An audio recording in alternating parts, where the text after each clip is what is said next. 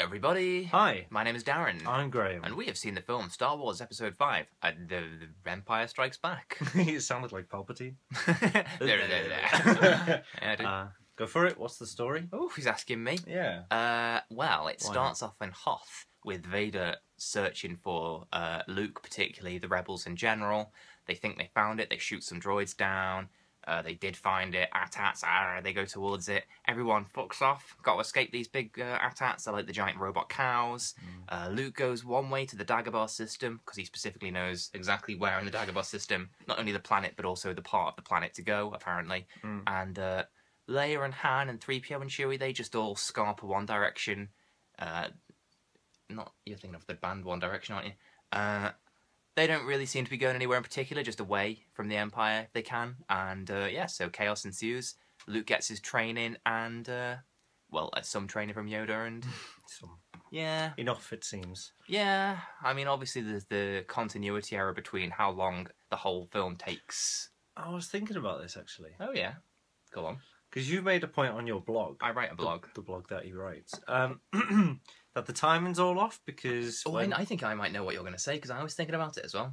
If you want to be scientifically accurate, exactly. Time moves slower. When they go through light speed and stuff. Yeah. And on different planets, like, what's it called? Interstellar. Anyway, just so we haven't just psychically had that conversation. In the time it takes from, Luke, Leia and Han to get from Hoth to Bespin, which, if you follow their story, it seems to be about a day. Luke gets a significant amount of training, so either Luke got a hell of a lot of training in a day, or they took about 4 years to get to Bespin, and we just only saw a day of, it was condensed into one day. Yeah. But yeah, there is your theory that you just presented that just maybe they suddenly went to scientific accuracies based on the rest of the movie. Them again afterwards. I'd argue that, yeah. Probably isn't the case. Yeah. It's weird. If you're going to start being scientific in your film, I'd start by not having the characters embrace incest, so... it's one of the kind of the willingly. Yeah. It's kind of like a primary focus of kind of intelligent civilizations. Yeah, not to shag your sister. yeah. You learn as much about science and stuff, but let's keep, Maybe that's why the Skywalkers are such a kind of... so strong with the Force, because they're literally all inbred. They're all just inbred. They're passing on the exact Force genes from one to the next. Maybe. That's why Padme was not allowed to live. Good. She was sullying the Skywalker gene pool with her outside genes. Yeah. Anyway. No chance. Well, you don't know who Anakin's dad is, do you? Because Shami's like, well, he doesn't have a dad. That's you true. mean it's your brother? You just don't want to tell us. Yeah. That's true, actually. Could be. We assumed it was like some sort of mystical Jesus thing, like, oh, there is no father. As opposed to she's just keeping a really dirty secret. Well, they're all keeping horrible secrets, aren't they? I know, yeah. More than likely going to be a brother. Are you talking about Obi-Wan? Mostly, yes. Yes, because George Lucas literally makes these films up as he goes along. He doesn't think how that might affect things that he's already done. So obviously in Episode 4, what? I was going to raise a point about this whole thing as well. Episode 4, Obi-Wan's like, go kill Vader, he killed your dad. And then in the next one, it's like, I'm your dad. And it's like, oh, I told a little fib. I tried to make you kill the man that would, killed your dad, which would have accidentally turned you into that exact man. Yeah. Yeah, there's lots of lies in the Star Wars franchise. Lots of lies. R2 never stops swearing, so I have to keep bleeping him.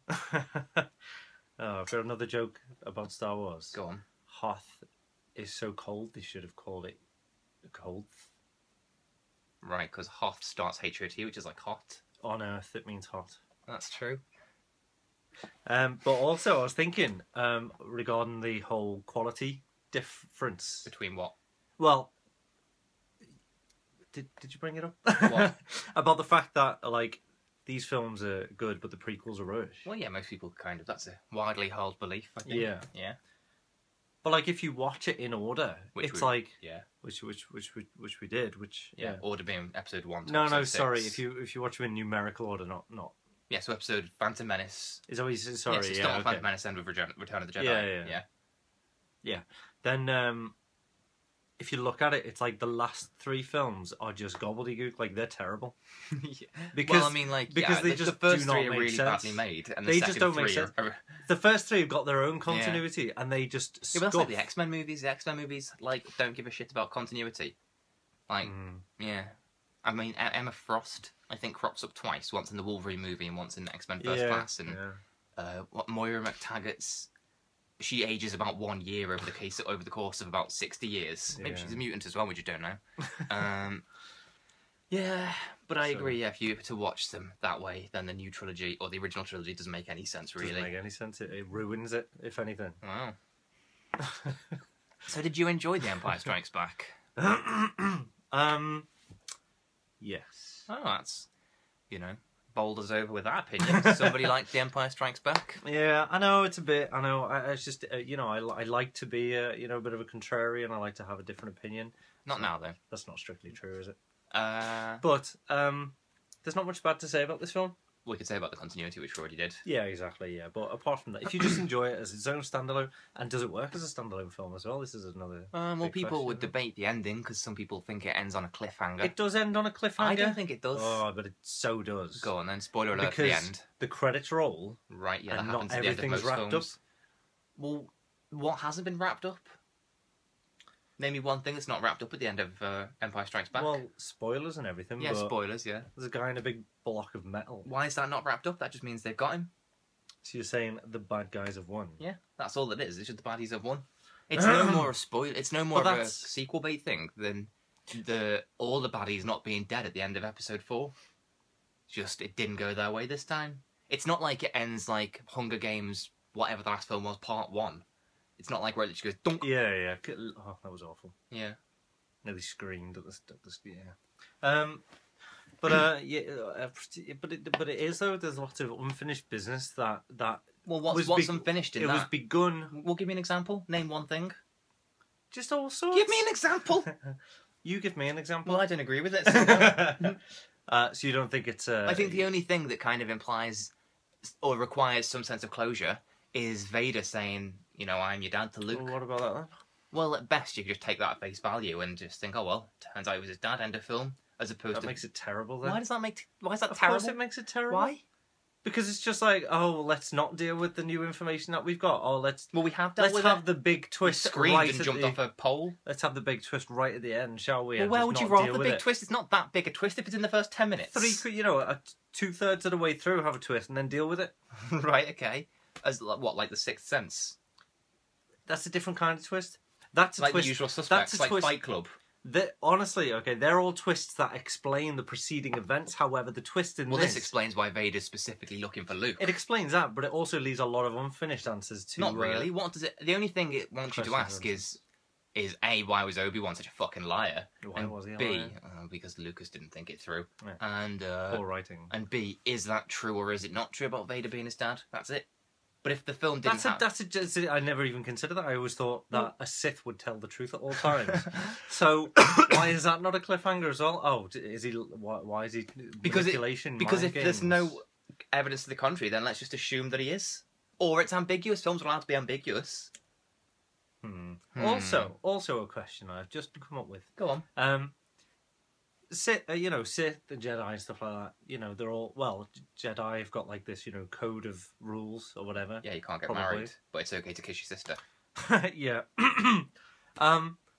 Is there nothing in there about like influence and free will and stuff like that? You know what I mean? Because they can the whole mind trick thing, obviously not. And also, can somebody with more powerful force kind of brainwash somebody else who also has the force? But isn't quite as strong, sort of thing. You know what I mean? All right. Could have. Yes. I don't know. It just never came. No, because it's not about force levels. It's about the weak-minded being able to be influenced. So it'd have to be somebody who has the force but is weak-minded. Yeah. So there's your answer. Ob. Thank you for that. You're welcome. Thank you. Anyway, other than that, I haven't really got anything to say. No. For you. Yeah. Why would you even ask that? Like sort of laughter there, a little vote of confidence. No worries. It's a masterpiece. Obviously, everyone's seen Empire Strikes Back. Everyone loves Empire Strikes Back. Some people don't like the Star Wars franchise because they think that the summer blockbuster that was kind of invented in the mid-70s kind of ruins cinema. I read that in your blog, actually, the one that you wrote. I read it, yeah. I read it and wrote it. What's that all about? I mean, had no... big film have... What's your question? You're just saying words. Well, explain what you're saying. I'm saying that people don't necessarily like the idea of Was there no big summer blockbuster before this film? Yes, Star Wars and Jaws. Jaws, yeah. And just them? Well, yeah, pretty much. They were the two big ones that broke the mould. So how can people... So surely it's an aversion to that? Well, the idea is that big blockbusters have taken the brains out of intelligent cinema and replaced it with just, But it was only by 3 films, so why were people annoyed? Well, because they're annoyed by the idea of the summer blockbuster, which was, sort of conceived with those movies. There's only 3 films. Well, it's not just those two. There's other films around there. Yeah, as but well. I thought you meant at the time. Well, I mean, it was more Star Wars and Jaws than Empire Strikes Back, but Empire Strikes Back is obviously just a continuation of Star Wars. So what was the next one after that? I don't know. I mean, obviously that was about the time Indiana Jones came into effect and stuff as well. That ruffle feathers. Not as much as the other two. Okay. Anyway, anything else to say? Bye.